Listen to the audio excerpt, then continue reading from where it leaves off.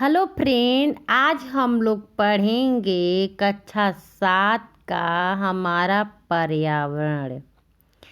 अध्याय 6 प्राकृतिक वनस्पति एवं वन्य जीवन। दोस्तों, मैं आप लोगों से एक बार रिक्वेस्ट कर रही हूँ फिर से फ्रेंड कि मेरे वीडियो को ज़रूर लाइक कर दीजिएगा। Please please please friend. चलिए आगे बढ़ते हैं।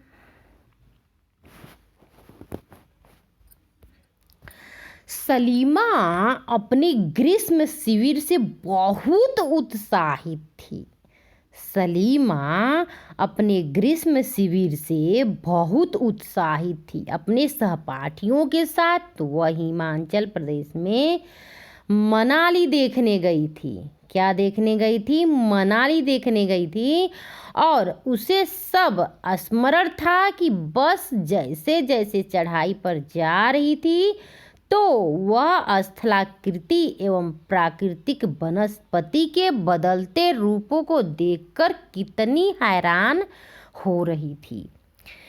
गिरिपाद में स्थित साल एवं सागवन के घने वन धीरे धीरे अदृश्य हो गए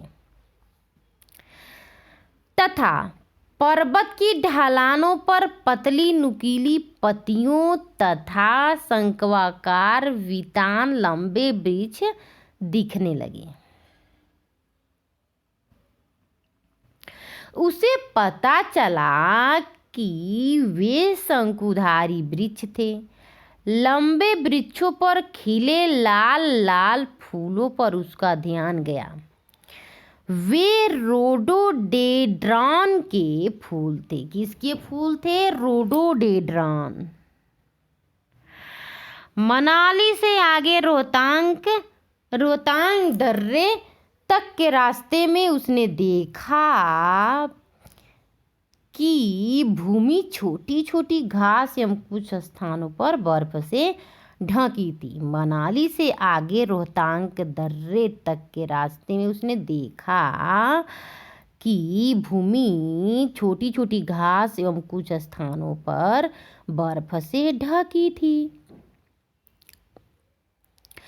क्या अब आप बता सकते हैं कि चढ़ाई के साथ सलीमा ने प्राकृतिक वनस्पतियों में क्या परिवर्तन देखा? हिमालय में गिरिपाद से लेकर ऊंचाई तक सलीमा ने किस प्रकार की वनस्पति देखी? सलीमा के अवलोकन से हम अनुमान लगा सकते हैं कि स्थल की ऊंचाई एवं वनस्पति की विशेषताएं एक दूसरे से संबंधित हैं। ऊंचाई में परिवर्तन के साथ जलवायु में परिवर्तन होता है। ऊंचाई में परिवर्तन के साथ जलवायु में परिवर्तन होता है तथा इसके कारण प्राकृतिक वनस्पति में भी बदलाव आता है। वनस्पति की वृद्धि तापमान एवं नमी पर निर्भर करती है। इसके अलावा यह ढाल एवं मिट्टी की परत की मोटाई जैसे कारकों पर भी निर्भर करती है। इन घटकों में अंतर के कारण किसी स्थान की प्राकृतिक वनस्पति की सघनता एवं प्रकार में भी परिवर्तन होता है। आमतौर पर प्राकृतिक वनस्पति को निम्न 3 मुख्य श्रेणियों में वर्गीकृत किया जाता है। वन, जो वृक्षों के लिए उपयुक्त तापमान एवं परिपूर्ण वर्षा वाले क्षेत्रों में उगते हैं। इन कारकों के आधार पर सघन एवं खुले वन विकसित होते हैं। सलीमा की तरह जब आप किसी नए स्थान पर जाते हैं तो वहाँ पाई जाने वाली विभिन्न प्रकार की प्राकृतिक वनस्पतियों पर ध्यान दें एवं उन कारकों पर विचार करें जिसके कारण ये वनस्पतियाँ वहाँ पैदा हुई हैं। वृक्षों की कटाई, चराई, नकदी फसलों की खेती, निर्माण कार्यों आदि के रूप में उस क्षेत्र में अगर कोई मानव हस्तक्षेप हुआ है तो उसे लिखें।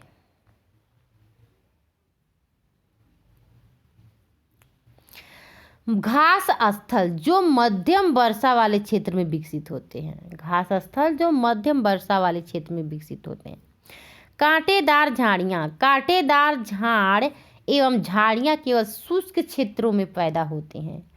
सलीमा हिमालय की यात्रा का अपना यह अनुभव अपने पिता को बता रही थी। उसके पिता विश्व के विभिन्न स्थानों पर जा चुके थे। उन्होंने सलीमा को विभिन्न महाद्वीपों के विभिन्न भागों में पाई जाने वाली विभिन्न प्रकार के वनस्पतियों के बारे में बताया। उन्होंने उपध्रुवी प्रदेशों में शंकुधारी वन, रेगिस्तानों में कांटेदार झाड़ियों और आर्द्र प्रदेशों में घने उष्णकटिबंधीय दृष्टकाष्ठ वनों के बारे में कई अन्य जानकारियां दी। सलीमा समझ गई कि हिमालय के क्षेत्रों में लगभग सभी प्रकार की वनस्पतियां पाई जाती हैं जो भूमध्य रेखा से ध्रुवों की ओर जाने पर मिलती हैं।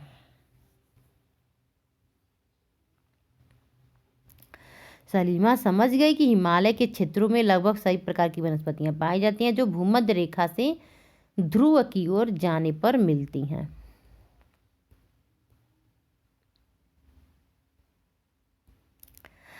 प्राकृतिक वनस्पतियों के बारे में बदलाव का मुख्य कारण जलवायु का बदलाव है। आइए अब हम विश्व की विभिन्न प्रकार की प्राकृतिक वनस्पतियों, उनके गुण एवं वहां प्रवास करने वाले वन्य जीवों की जानकारी प्राप्त करें।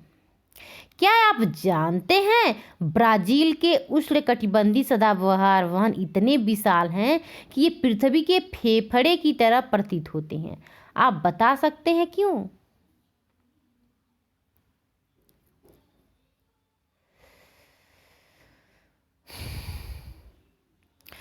तो आप बता सकते हैं क्यों? बताइए। जरूर बता सकते हैं। ब्राजील के उष्णकटिबंधीय क्षेत्र में लगभग वर्ष भर वर्षा होती है। यहाँ पे ठीक है, ब्राजील के उष्णकटिबंधीय क्षेत्र में लगभग वर्ष भर वर्षा होती है। इसलिए इन क्षेत्रों में काफ़ी पेड़ पौधे उगते हैं और ये पेड़ पौधे इतने घने हो गए हैं कि एक वृक्ष सूर्य के प्रकाश ग्रहण करने के लिए दूसरे पेड़ों से भी बढ़ जाते हैं। ये पेड़ इतने घने हो गए हैं कि एक वृक्ष सूर्य के प्रकाश ग्रहण करने के लिए दूसरे पेड़ों से भी बढ़ जाते हैं। इसलिए इन क्षेत्रों में वृक्षों की लंबाई भी काफ़ी अधिक होती है। विषुवत रेखीय प्रदेश ब्राजील उत्तरी भागों से गुजरती है, इसलिए यह समस्त प्रदेश उष्णकटिबंधीय सदाबहारों से वनों से घिरा हुआ है। इसलिए ये वन पृथ्वी के फेफड़ों की तरह प्रतीत होते हैं।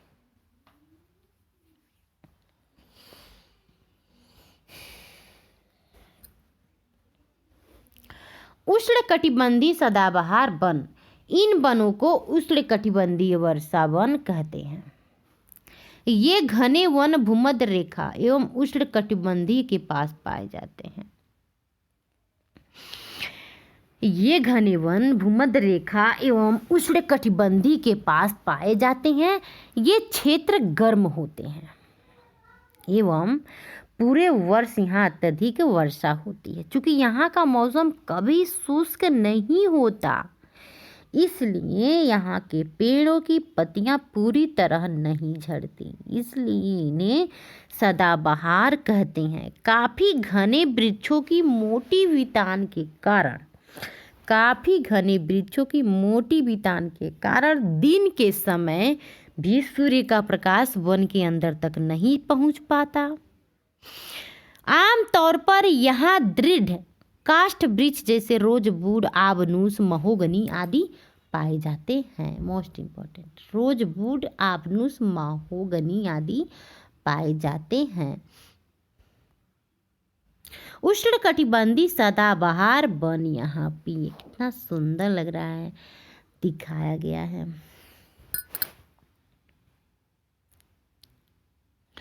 ये यहाँ पे देखिए कि क्या आप जानते हैं एनाकोंडा विश्व का सबसे बड़ा सांप उष्णकटिबंधीय वर्षा वन में पाया जाता है। यह मगर जैसे बड़े जानवर को मार खा सकता है। मगर जैसे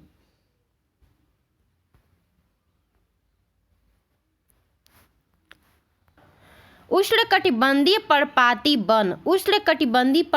वन मानसूनी वन होते हैं जो भारत, उत्तरी ऑस्ट्रेलिया एवं मध्य अमेरिका के बड़े हिस्सों में पाए जाते हैं। उष्णकटिबंधीय पर्णपाती वन मानसूनी वन होते हैं जो भारत, उत्तरी ऑस्ट्रेलिया एवं मध्य अमेरिका के बड़े हिस्सों में पाए जाते हैं। इन क्षेत्रों में मौसमी परिवर्तन होते रहते हैं। जल संरक्षित रखने के लिए शुष्क मौसम में यहाँ के वृक्ष पत्तियां झाड़ देते हैं। इन वनों में पाए जाने वाले दृढ़ काष्ठ वृक्षों में साल, सागवन, नीम तथा शीशम है। दृढ़ काष्ठ वृक्ष फर्नीचर, यातायात एवं निर्माण सामग्री बनाने के लिए बहुत उपयोगी होते हैं। इन प्रदेशों में आमतौर पर पाए जाने वाले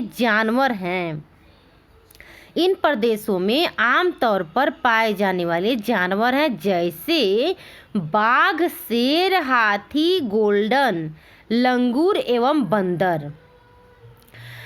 भारत में शीतोष्ण सदाबहार एवं शीतोष्ण पर्णपाती वन कहाँ पाए जाते हैं, उन राज्यों के नाम बताएं। भारत में शीतोष्ण सदाबहार एवं शीतोष्ण पर्णपाती वन कहाँ पाए जाते हैं, उन राज्यों के नाम बताइए। तो भारत में शीतोष्ण सदाबहार वन उत्तरी पूर्वी भारत में हिमालय के उन पर्वतीय भागों में पाए जाते हैं जो असम, अरुणाचल प्रदेश और सिक्किम राज्य में आते हैं। असम, अरुणाचल प्रदेश और सिक्किम राज्यों में आते हैं। भारत में शीतोष्ण सदाबहार वन उत्तरी पूर्वी भारत में हिमालय के उन पर्वतीय भागों में पाए जाते हैं जो असम, अरुणाचल प्रदेश और सिक्किम राज्यों में आते हैं। शीतोष्ण पर्णपाती वन उत्तरांचल और हिमाचल प्रदेश के हिमालय के शिवालिक क्षेत्रों में पाए जाते हैं। शीतोष्ण पर्णपाती वन उत्तरांचल और हिमाचल प्रदेश के हिमालय के शिवालिक क्षेत्रों में पाए जाते हैं। भारत में अधिकतर किस प्रकार के वन पाए जाते हैं, तो भारत में अधिकतर उष्णकटिबंधीय पर्णपाती वन पाए जाते हैं। भारत में अधिकतर उष्णकटिबंधीय पर्णपाती वन पाए जाते हैं। ये भारत में सबसे बड़े क्षेत्र में फैले हुए वन हैं।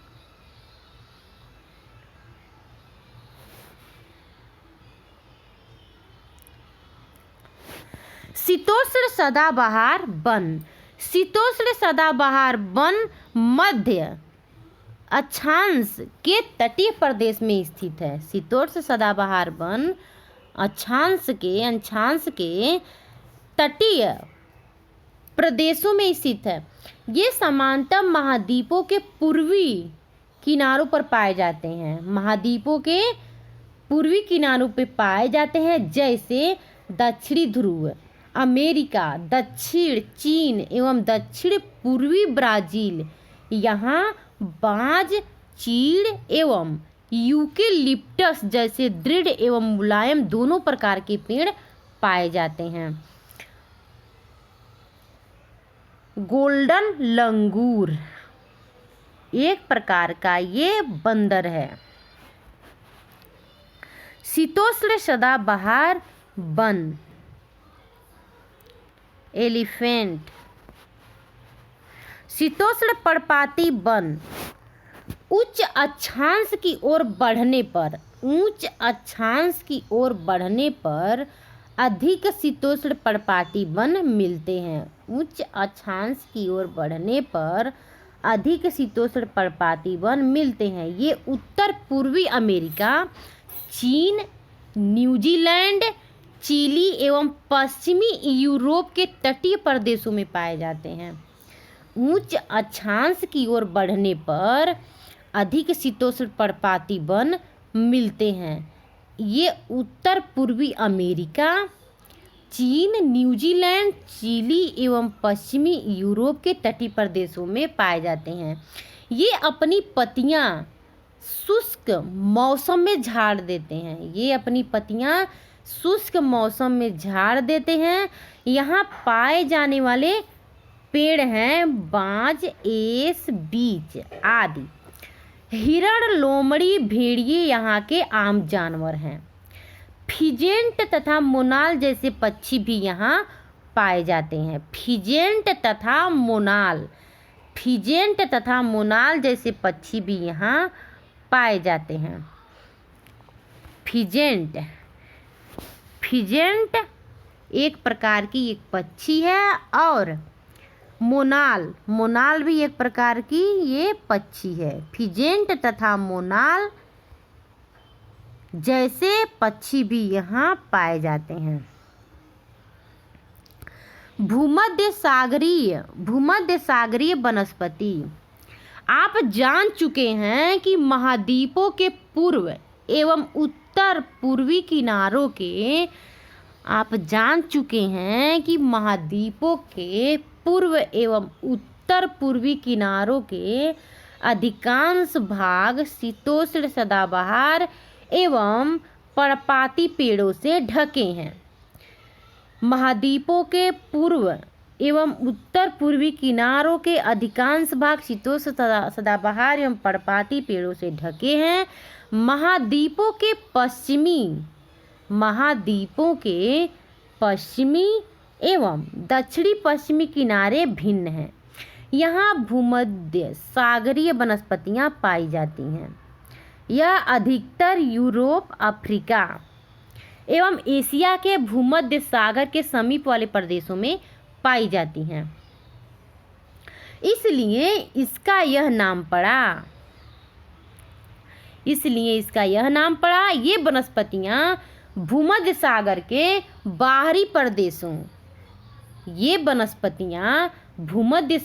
बाहरी प्रदेशों, जैसे संयुक्त राज्य अमेरिका के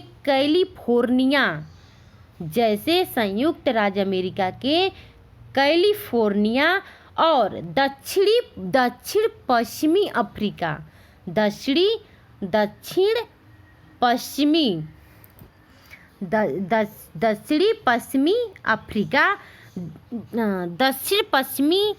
दक्षिणी अमेरिका एवं दक्षिण पश्चिमी ऑस्ट्रेलिया में भी पाए जाते हैं।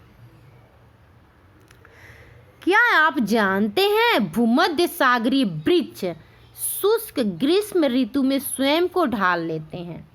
क्या आप जानते हैं भूमध्य सागरीय वृक्ष शुष्क ग्रीष्म ऋतु में स्वयं को ढाल लेते हैं? उनकी मोटी छाल एवं पत्तियां वाष्पोत्सर्जन को रोकती हैं। भूमध्य सागरीय प्रदेश को फलों की कृषि के कारण विश्व का फलोद्यान भी कहा जाता है। भूमध्य सागर प्रदेश में अंगूर के बागवान। इन प्रदेशों में गर्म, शुष्क, ग्रीष्म एवं वर्षा वाली मृदु शीत ऋतुएं होती हैं। इन प्रदेशों में गर्म, शुष्क, ग्रीष्म एवं वर्षा वाली मृदु शीत ऋतुएं होती हैं। इन क्षेत्रों में आमतौर पर संतरा,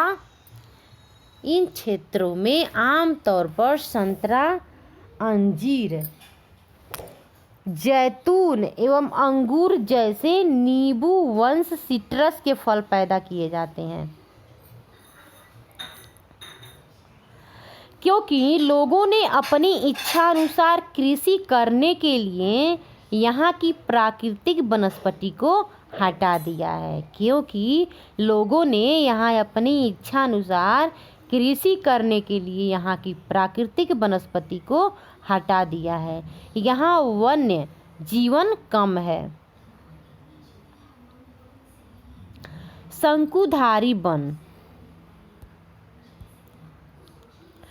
उत्तरी गोलार्ध के उच्च अक्षांशों 50 डिग्री से 70 डिग्री में भव्य शंकुधारी वन पाए जाते हैं।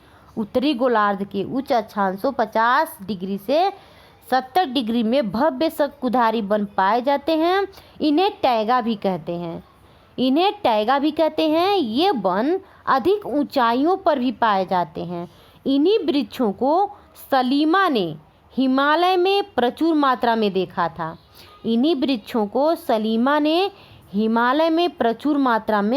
देखा था। ये लंबे नरम काष्ठ वाले सदाबहार वृक्ष होते हैं। इन वृक्षों के काष्ठ का उपयोग लुगदी बनाने के लिए किया जाता है, जो सामान्य तथा अखबारी कागज बनाने के काम आती हैं।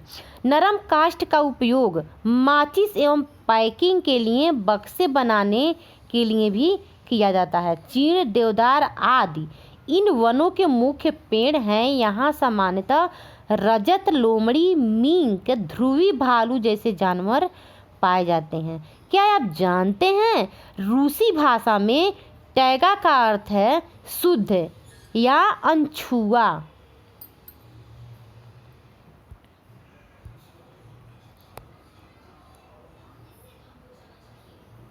हिमाच्छादित शंकुधारी वन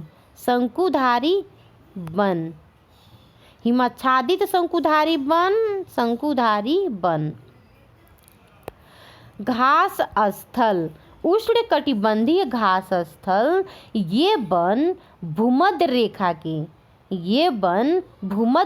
के किसी भी तरफ उग जाते हैं। उष्णकटिबंधीय घास स्थल ये वन भूमध्य रेखा के किसी भी तरफ उग जाते हैं और भूमध्य रेखा के दोनों ओर से उष्णकटिबंधीय क्षेत्रों तक फैले हैं। यहाँ वनस्पति निम्न से मध्य वर्षा वाले क्षेत्रों में पैदा होते हैं। यह घास काफ़ी ऊंची, लगभग 3 से 4 मीटर की ऊंचाई तक बढ़ सकती है। अफ्रीका का सवाना घास स्थल इसी प्रकार का है। सामान्य रूप से उष्णकटिबंधीय घास स्थल में हाथी, जेबरा, जिराफ, हिरण, तेंदुआ आदि जानवर पाए जाते हैं। शीतोष्ण घास स्थल ये मध्य अक्षांशीय क्षेत्रों और महाद्वीपों के भीतरी भागों में पाए जाते हैं। शीतोष्ण घास स्थल ये मध्य अक्षांशीय क्षेत्रों और महाद्वीपों के भीतरी भागों में पाए जाते हैं। यहाँ की घास आमतौर पर छोटी एवं पौष्टिक होती है। शीतोष्ण प्रदेशों में सामान्यतः जंगली भैंस, बाइसन, एंटीलोप पाए जाते हैं। शीतोष्ण प्रदेशों में सामान्यतः जंगली भैंस और बाइसन और एंटीलोप पाए जाते हैं। कटीली झाड़ियाँ शुष्क रेगिस्तान जैसे प्रदेशों में पाई जाती हैं। उष्णकटिबंधीय रेगिस्तान महाद्वीपों के पश्चिमी किनारों पर पाए जाते हैं। उष्णकटिबंधीय रेगिस्तान महाद्वीपों के पश्चिमी रेगिस्तानों में पाए जाते हैं।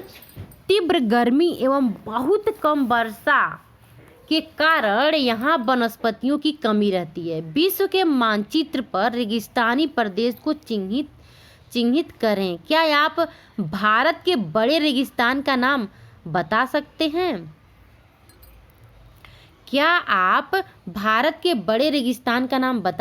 हैं? रेगिस्तान के कुछ जानवरों के नाम बताएं जिन्हें आप पहले जान चुके हैं। यदि आप ध्रुवीय प्रदेश में जाएंगे तो वह स्थान आपको अत्यधिक ठंडा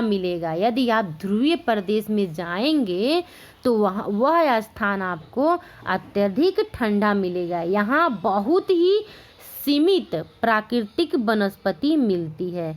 यहाँ केवल काई, लाइकेन एवं छोटी झाड़ियाँ पाई जाती हैं। यहाँ केवल काई, लाइकेन एवं छोटी झाड़ियाँ पाई जाती हैं। ये अल्पकालिक ग्रीष्म ऋतु के दौरान विकसित होती हैं। इसे टुंड्रा प्रकार की वनस्पति कहा जाता है।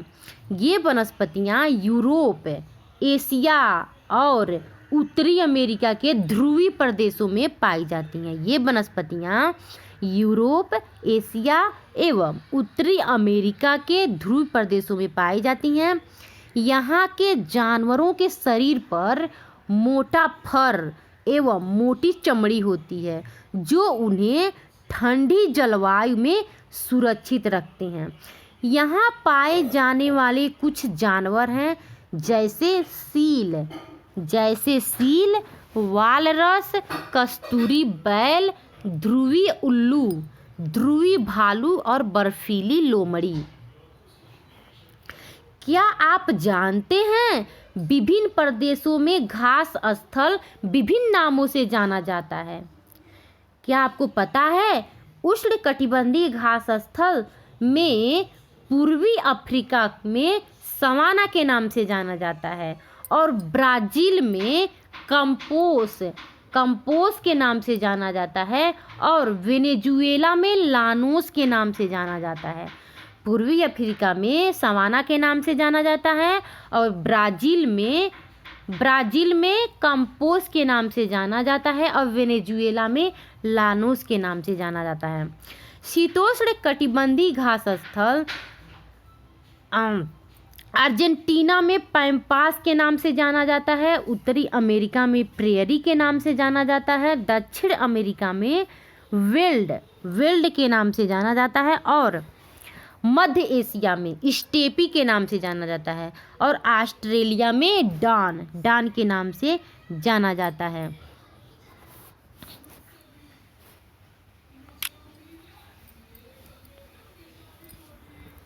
यदि आप ध्रुवीय प्रदेश में जाएंगे तो वह स्थान आपको अत्यधिक ठंडा मिलेगा। यहाँ बहुत ही सीमित प्राकृतिक वनस्पति मिलती है। यहाँ केवल काई, लाइकेन एवं छोटी झाड़ियाँ पाई जाती हैं।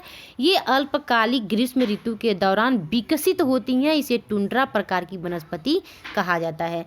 ये वनस्पतियाँ यूरोप, एशिया एवं उत्तरी अमेरिका के ध्रुवीय प्रदेशों में पाई जाती हैं। यहाँ के जानवरों के शरीर पर मोटा फर या मोटी चमड़ी होती है, जो उन्हें ठंडी जलवायु में सुरक्षित रखते हैं, जैसे सील, वालरस, कस्तूरी बैल, ध्रुवी उल्लू, ध्रुवी भालू और बर्फीली लोमड़ी। सलीमा के पिता ने उसे कुछ घने वनों के चित्र दिखाए थे।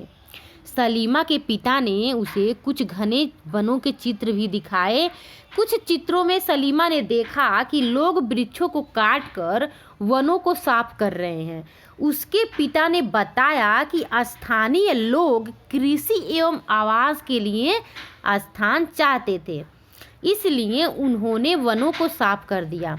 सलीमा सोचने लगी कि अगर वनों को साफ कर दिया जाता है तो वन्य जीव कहाँ जाएंगे? क्या ये वन पुनः कैसे ही बन पाएंगे? अगर लोग इसी प्रकार पेड़ों को काटते रहें तो भविष्य में पर्याप्त ऑक्सीजन, जलवाष्प, लकड़ी, फल, मेवे आदि मिल पाएंगे? क्या आप सलीमा से सहमत हैं? अपने दोस्तों के साथ वनस्पति एवं प्राणी जगत की विविधता में हो रही कमी पर चर्चा करें।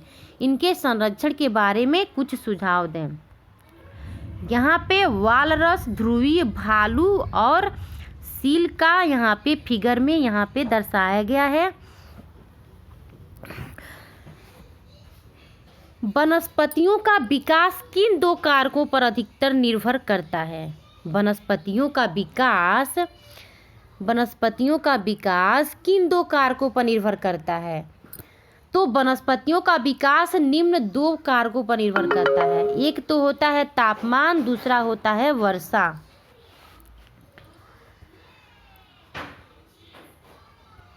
प्राकृतिक वनस्पतियों की तीन मुख्य श्रेणियां कौन सी हैं? तो प्राकृतिक वनस्पतियों की तीन मुख्य श्रेणियां हैं: वन, घास स्थल, कांटेदार झाड़ियां।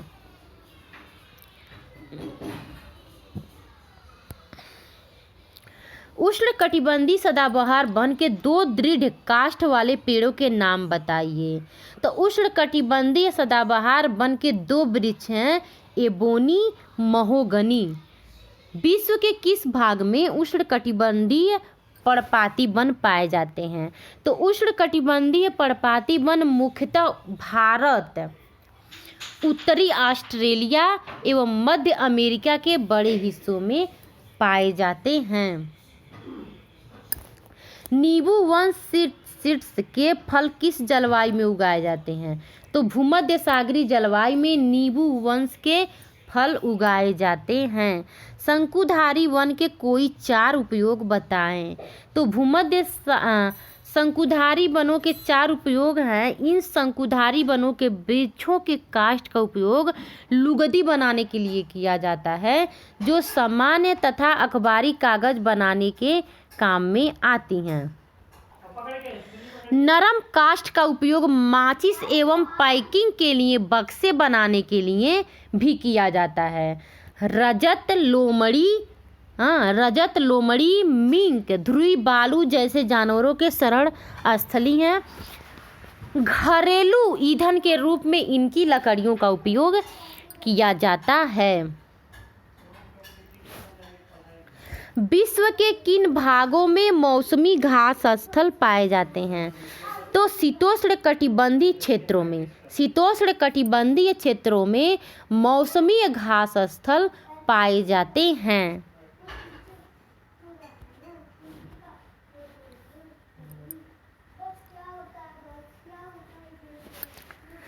काई एवं लाइकेन पाए जाते हैं। काई एवं लाइकेन टुंड्रा वनस्पति में पाए जाते हैं। टुंड्रा वनस्पति में काई और लाइकेन पाए जाते हैं।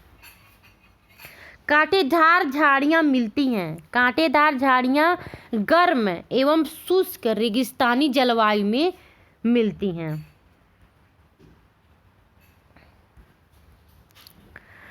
उष्णकटिबंधीय सदाबहार वन का एक सामान्य जानवर कौन सा है? उष्णकटिबंधीय सदाबहार वन का एक सामान्य जानवर बंदर है। उष्णकटिबंधीय सदाबहार वन का एक सामान्य जानवर मंकी है। मंकी बंदर। शंकुधारी वन की एक महत्वपूर्ण वृक्ष प्रजाति चीड़ है। चीड़ स्टेपी घास स्थल पाए जाते हैं। स्टेपी घास स्थल कहाँ पाए जाते हैं? तो स्टेपी घास स्थल मध्य एशिया में पाए जाते हैं। निम्नलिखित स्तंभों को मिलाकर सही जोड़े बनाएं। तो वालरस एक ध्रुवीय जानवर है। वालरस एक ध्रुवीय जानवर है।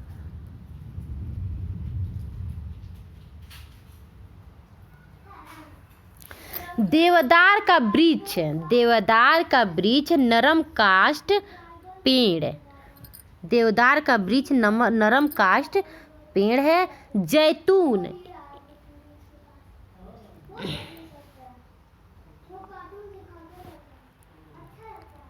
एक नींबू वन सिट्रस का फल है।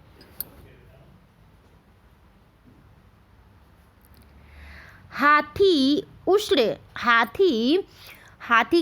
उष्णकटिबंधीय पर्णपाती वन का एक जानवर है। हाथी उष्णकटिबंधीय पर्णपाती वन का एक जानवर है। हाथी उष्णकटिबंधीय पर्णपाती वन का एक जानवर है। कंपोस क्या है? कंपोस ब्राजील के उष्णकटिबंधीय घास स्थल है। कंपोस ब्राजील के उष्णकटिबंधीय घास स्थल है। कंपोस ब्राजील के उष्णकटिबंधीय घास स्थल है। डाउन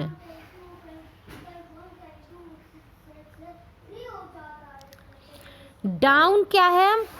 ऑस्ट्रेलिया का शीतोष्ण घास स्थल है।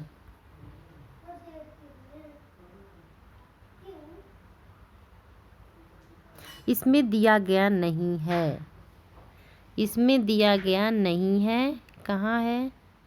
ऑस्ट्रेलिया नहीं है, लेकिन ये है ऑस्ट्रेलिया का शीतोष्ण घास स्थल। ऑस्ट्रेलिया का डाउन ऑस्ट्रेलिया का शीतोष्ण घास स्थल है।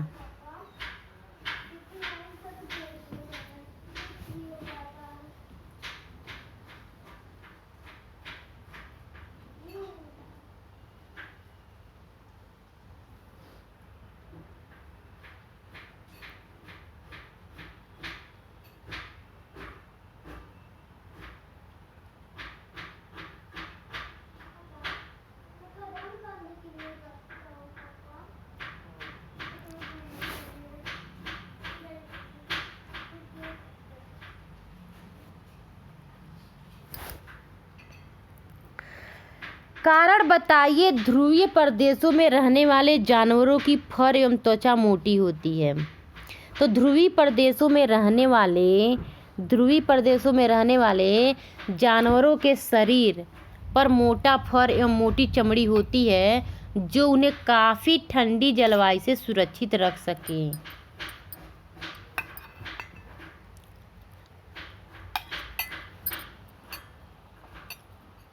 उष्णकटिबंधीय पर्णपाती वन शुष्क मौसम में अपनी पत्तियां गिरा देते हैं, क्योंकि उष्णकटिबंधीय पर्णपाती वन शुष्क मौसम में अपनी पत्तियां गिरा देते हैं। ये वन मानसूनी जलवायु वाले क्षेत्रों में पाए जाते हैं, जहां मौसमी परिवर्तन होते रहते हैं। इन वनों में पाए जाने वाले वृक्ष जल संरक्षित रखने के लिए शुष्क मौसम में अपनी पत्तियां गिरा देते हैं। वनस्पति के प्रकार एवं सघनता एक स्थान से दूसरे स्थान पर बदलती रहती है, क्योंकि ऊंचाई में परिवर्तन के साथ जलवायु में परिवर्तन होता है तथा इसके कारण प्राकृतिक वनस्पति में भी बदलाव आता है। जलवायु में निम्न परिवर्तन के कारण वनस्पति के प्रकार और सघनता में बदलाव आते हैं।